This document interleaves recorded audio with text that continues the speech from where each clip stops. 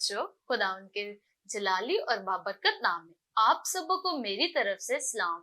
मैं तबीता जवेद आप सबको एक बार फिर से God's word for kids program में वेलकम कहती हूँ। बच्चों, मुझे उम्मीद है कि आप सब बिल्कुल ठीक और हैप्पी होंगे खुदा उनके पाक नाम में। आज जो हमारी स्टोरी है उसका टॉपिक है बासी रोटियां। और अगर हम कलामे मुकद्दस में से देखना चाहें, यशवा की किताब उसके 9वें बाब में इस स्टोरी को हम डिटेल से देख सकते हैं। खुदा जो है वो कनान का पूरे का पूरा मुल्क जो है वो इसराइलियों को देने का खुदा ने मंसूबा किया हुआ था। और आपको याद होगा, और खुदा ने इब्राहिम के साथ वादा किया हुआ था कि ये तेरी और सारा की नस्ल को मुल्क दूंगा। और ये भी खुदा ने उनको बताया हुआ था इब्राहिम को कि इतना लंबा अरसा क्यों लगेगा ये मुल्क तेरी और तेरी नस्ल को देने में।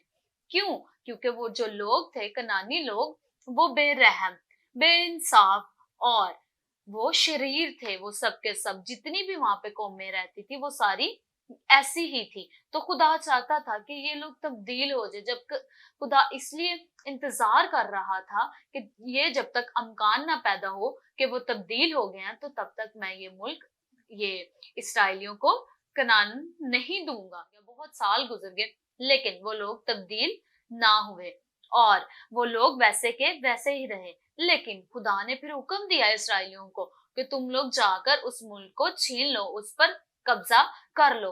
और अभी इसराइली रेगिस्तान में ही पहुंचे थे कि खुदा ने मूसा से कहा, इसराइली कनान की किसी और कौम से दोस्ताना मुआहदा ना करें।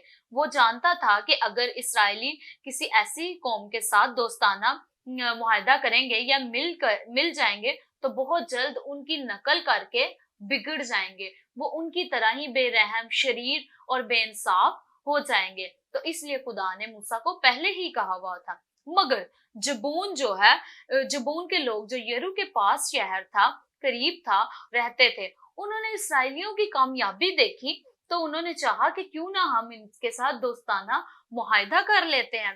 ये जबून के जो लोग थे ये यरू के करीब ही रहते थे, मतलब कनान में ही ये काउंट किए जाते थे, उनकी ही कौम मानी जाती थी। अब इन्होंने जब देखा ये इसराइली लोगों की कामयाबी को देखा तो जबूनियों ने सोचा कि क्यों ना हम इन्होंने कनान में तो आना ही है कब्जा करने, तो हम सब कौमों को तबाह कर देंगे। इन्होंने एक चाल चली। इन्होंने सोचा कि हम लोग जो है यशवा के पास जाएंगे, पुराने फटे कपड़े पहनकर, जूतियां टूटी हुई पहनकर और बासी रोटियां जिनको फफूंदी लगी हुई होगी, हम यशवा के पास जाएंगे तो उसे बोलेंगे हम बड़े दूर से लंबा सफर करके आए हैं कि हम तुम लोगों के साथ दोस्ताना मुआहदा कर लें। लेकिन उनके माइंड में, जबूनियों के दिमाग में ये भी बात चल रही थी कि अगर इसको पता चला कि हम कनान का हिस्सा हैं, तो कनान की कौम है, तो वो हमसे दोस्ताना मुआहदा करने का इनकार कर देंगे। उन्होंने ये चाल चली। ऐसे ही वो यशवा के पास गए और यशवा ने उनसे पूछा, तुम लोग कहाँ से आए हो? उन्होंने ऐसे ही बताया कि हम बड़ा लंबा सफर करके आए हैं। इधर देखो, हमारे कपड़े पुराने हो गए, फट गए, हमने नए कपड़े पहने थे, हमारी जूतियां टूट गई, हमारी रोटियां हमने बिल्कुल ताजा रखी थी अपने बोरों में, लेकिन अब ये बासी हो गई हैं, यहाँ तक कि इनको फफूंदी भी लग गई है। यशवा ने और उसके बुजुर्गों ने खुदा से मशवरा किए बगैर ही खुदा के साथ मशवरा करने का इंतजार नहीं किया, बल्कि उनका सुलह का मुआहदा कबूल कर लिया और वादा किया कि जब हमारी मदद की जरूरत पड़ेगी हम तुम्हारी मदद करेंगे। जबूनी बड़े खुश हुए।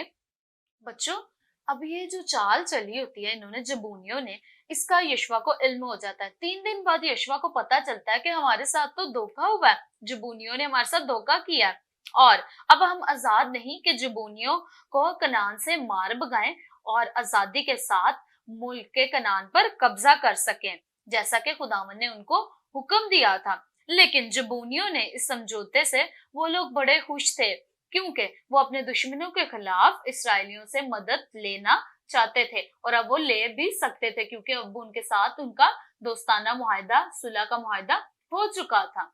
बच्चों, अब हम देखेंगे नेक्स्ट स्टोरी में आगे क्या होता है। तब तक के लिए अपना ख्याल रखें। Bye bye, God bless you.